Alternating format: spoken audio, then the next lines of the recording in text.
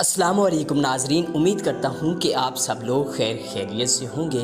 ناظرین، آج کی اس ویڈیو میں ہم سنیں گے ایک ایسی عورت کے بارے میں جو 7 دن تک قبر میں رہی، پھر اس کے بعد وہ واپس آئی۔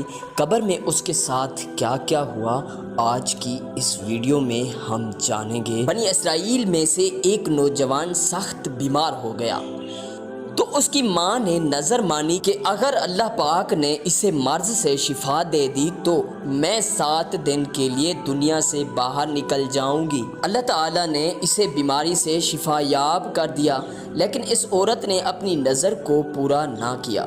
ایک رات وہ عورت سو رہی تھی تو خواب میں کسی نے کہا کہ تو اپنی نظر پوری کر تاکہ تجھے اللہ پاک کی طرف سے کوئی بڑی مصیبت نہ پہنچے۔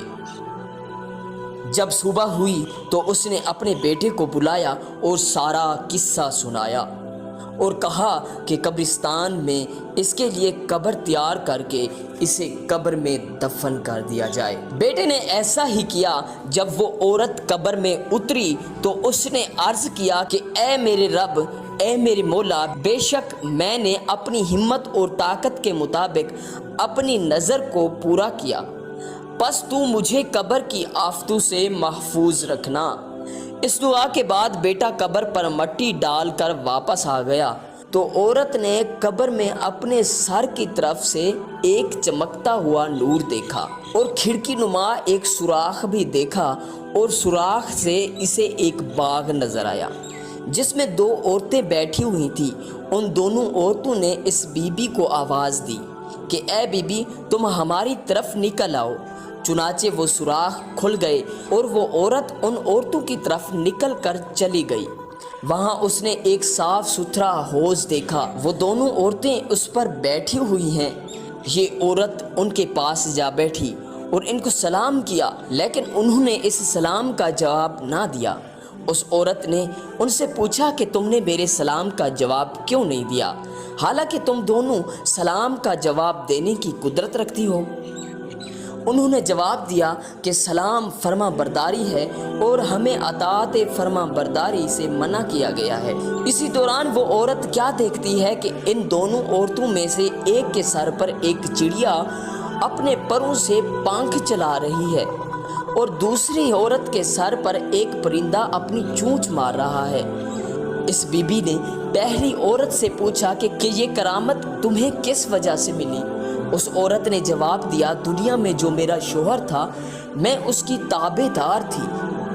جب میرا دنیا سے انتقال ہوا تو میرا شوہر مجھ سے راضی تھا، اس وجہ سے اللہ تعالیٰ نے مجھے یہ کرامت عطا فرمائی۔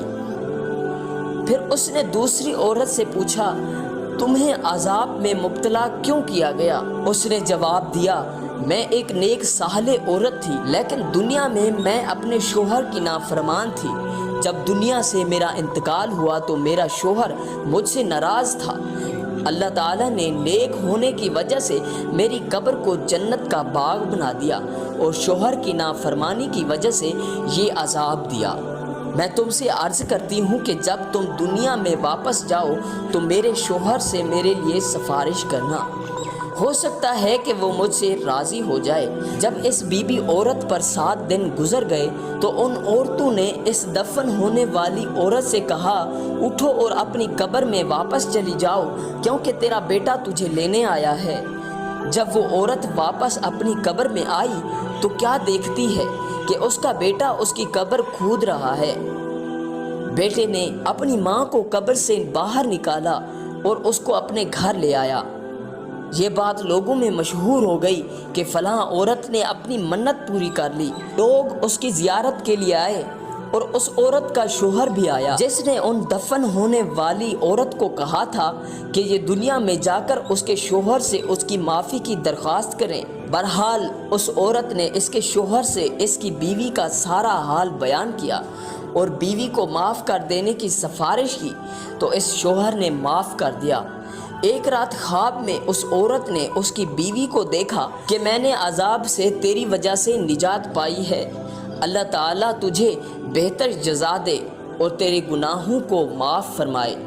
تو ناظرین، آپ نے سنا ایک ایسی عورت کے بارے میں جو بنی اسرائیل کی عورت تھی اور 7 دن تک قبر میں رہی اور اس کے ساتھ کیا کیا معاملہ پیش آیا۔